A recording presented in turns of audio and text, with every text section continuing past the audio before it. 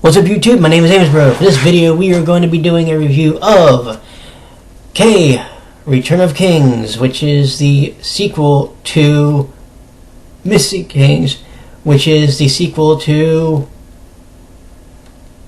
K, the original K. One of my favorite action series, I want to say almost of all time. Not my number one anime, we know what that one is. It also begins with K, but it's about basketball.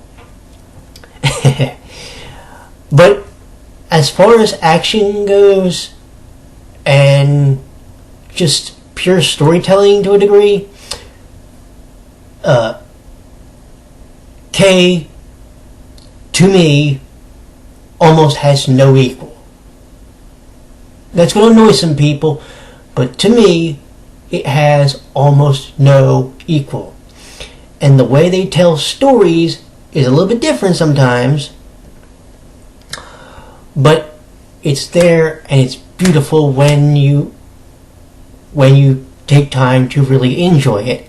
And that is something they did this season, I think.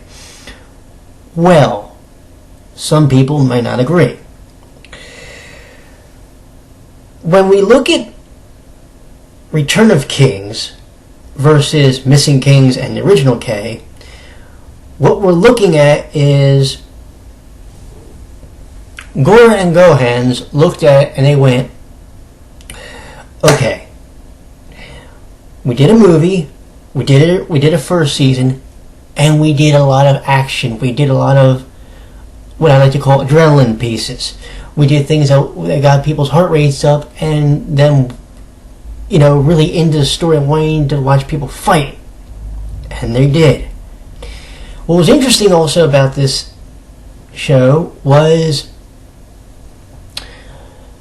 as far as actual deaths that occurred, okay, like characters that died but didn't actually come back,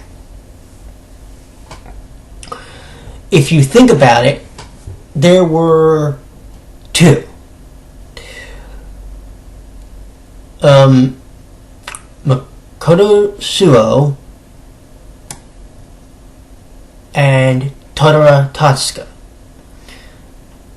We will not count Yashiro Asana technically because we just won't. And that's an interesting thing considering how many fights broke out during the course of the three, you almost want to say the three parts of this story. Because if you really break down K in the simplest form, part 1 is the original K, part 2 is Missing Kings, part 3 is Return of Kings. And I had to stop myself because I do get those two mixed up. Here's the thing. When they did this season, okay, they did some things differently that I wasn't expecting. And it almost threw me for a loop because the way they were doing it, you firmly believe they're going to do a season 3. Like a proper season 3. The ending, however, is going to probably tell you otherwise. The series is done. But it was so interesting to see what happened with the way they were developing some of the minor characters. Like they were actually developing the minor quote-unquote characters of HOMRA and some of the lesser known members of Scepter 4. So this makes you think, well, we're getting a season 3. Again, I almost said season 4. But you'd think we're getting a season 3. It doesn't look that way. The animation is still on point as always. People people need to like look at the way they did animation and the way they did the music, because the music really adds to the ambience of the series. Like, there are songs you will hear during fights or towards the end of,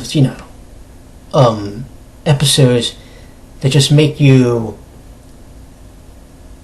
they resonate with you, and they make you emote, they make you understand the gravity of the situation.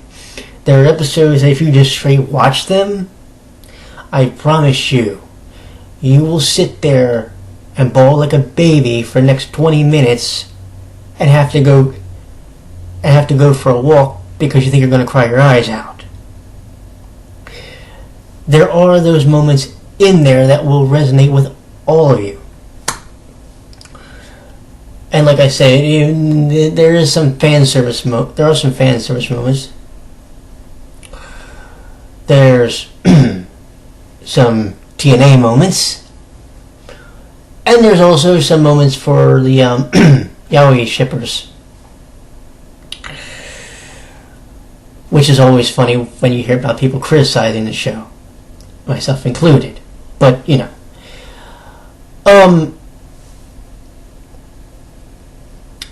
animation-wise, like I said, I loved it.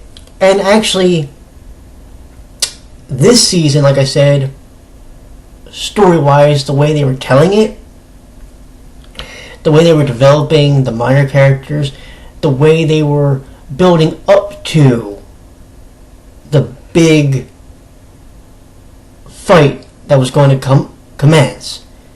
Like, the first episode of the season, there was a little bit of a fight, but there was then some storytelling, and then it built to about the second half of episode 6 into episode 7, when the fighting really began. Because you see,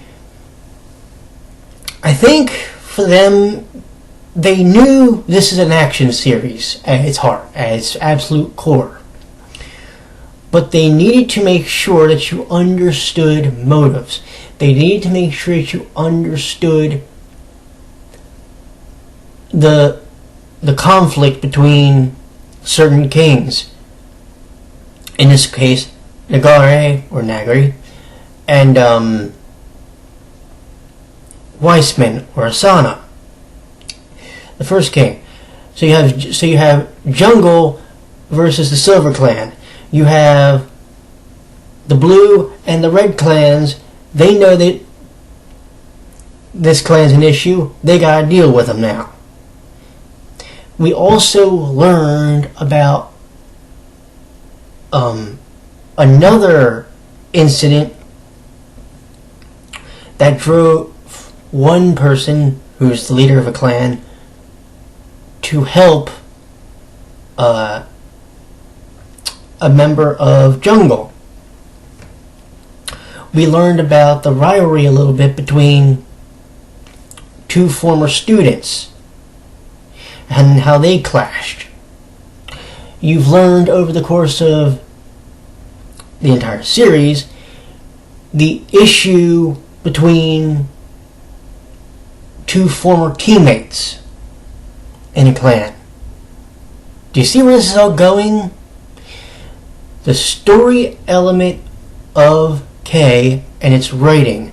And that is one thing people always say to me, when you talk about writing when it comes to anime, what are you talking about?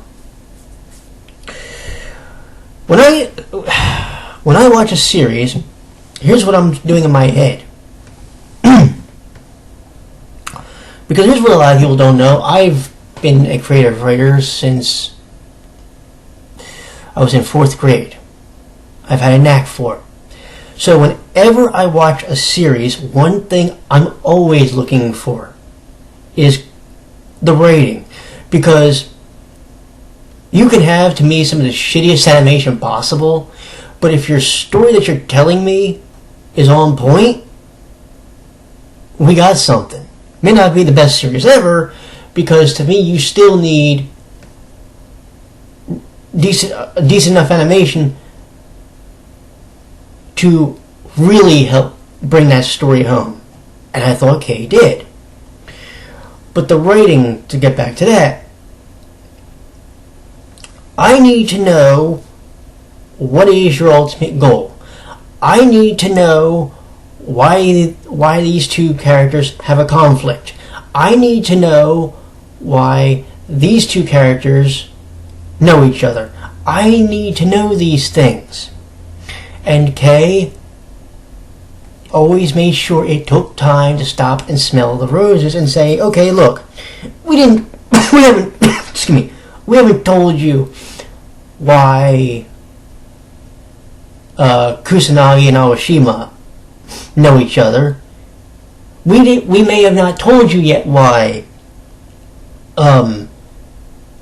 Mizaki and Fushimi knew each other. We may not have... One, they didn't explain that well.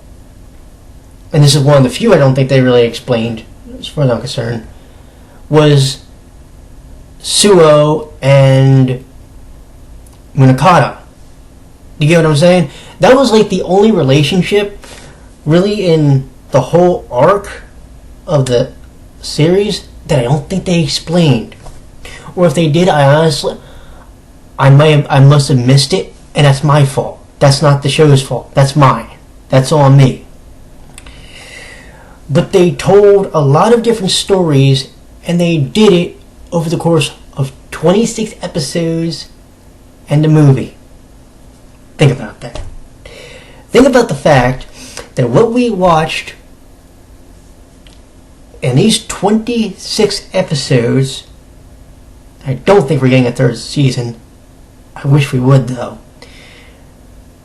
What happened in these 26 episodes and that movie told me these people knew exactly what they were doing as far as writing the relationships between characters. They knew how to write the interpersonal conflicts, but they also knew how to write the relationship. But they also knew how to write the relationships between two characters, so that you knew how to give a shit. They made it so that when you thought you knew the story, they flipped it on you, and that sometimes may have caused a bit more of an emotional connection than you originally thought was going to happen. I mean, everybody knew that Anna and Makoto were close, but when you see certain scenes, it really hits you and it really helps you drive the point home. You get what I'm saying? The whole series is based around the different relationships and not just the action. So when I hear people say, like they said earlier in this particular show, Return of Kings, one thing people were critical of was they said how episode 2 was a waste of time. No. See, there are times when I'm critical of episodes that don't move the story along, but if I have watched the first season, the movie, and now this one, and I've followed the progression of the relationship of characters through this timeline, I don't mind them stopping to continue those stories, those relationships, whatever you want to say about those characters. I don't mind that. I love that. That's something that as a writer I applaud, because it could be very easy to do essentially 27, not necessarily 27 episodes, but 26 episodes in the movie. It could be very easy just to do it all action, and in some ways that would be fine, but then the characters become as thin as a piece of paper. Do you get what I'm saying? You need to give me a reason to care about you. and they do it brilliantly. They did it in this season.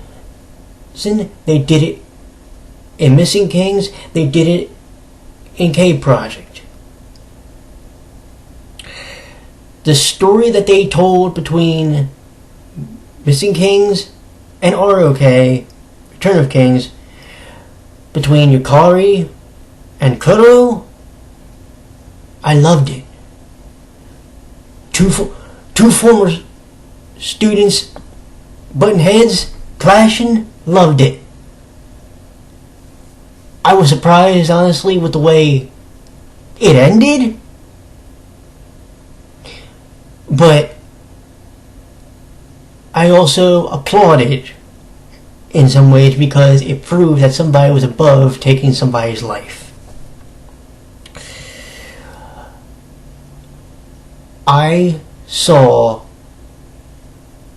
in all of K, including ROK, these past 13 weeks, what I saw was a maturation, a maturity of a series which, much like Kurobas, helped me understand the characters, get emotionally invested in the characters, did a lot for me with the characters.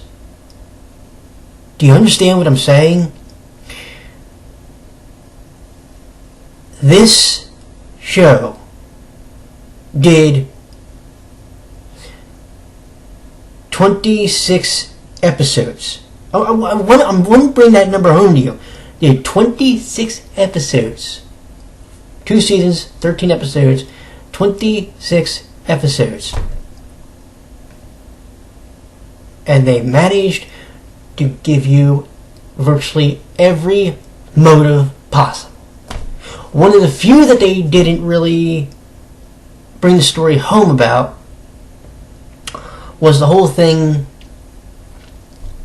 with Nico and her real name and all that. And I mean, they kind of wrapped it up, but it was kind of like a rush job. They didn't really develop that story. Okay, you could say that one was a bit flawed. But for the most part, I loved it. I loved every story. I loved every character. Munakata's my bro. I'm not even gonna lie about that. I'm a Scepter 4 guy. What do you want from me? You know?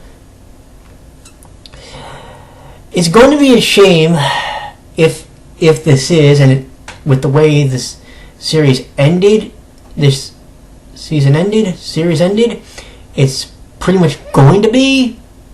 But if this is the end of K as we know it, and this is the end of Return of Kings, I want you to do me a favor. I want you to go get a copy of this off of Amazon, and I want you to watch all 13 episodes. When Viz releases it, I want you to go get Missing Kings. Or if you have to, go import off of CD Japan. Go get Missing Kings. Go watch that. Then when this season comes out on DVD, please go watch it. You owe it to yourself, in my opinion, to see a case study on how to do writing, how to do animation, and bring it home. And bring those characters, bring those relationships, bring everything that I live for with Japanese anime for almost 20 years. Bring everything you need to in one package and just give it to people. Because what we had here was something that I, as a fan of the genre, have loved. I love and I love dearly, and I believe you owe it to yourself to go check it out. So, that is going to be how we end this review of Return of Kings. And I know it was more of a general review, but like I said, even if we were just talking about this season, the way everything went, it was one neat little package for 13 episodes. And tonight's final episode, whew, the way it ended, I didn't see that coming. Not anytime soon. You'll have a good one. And I will talk to you in the next review. Take care, friends. Bye-bye.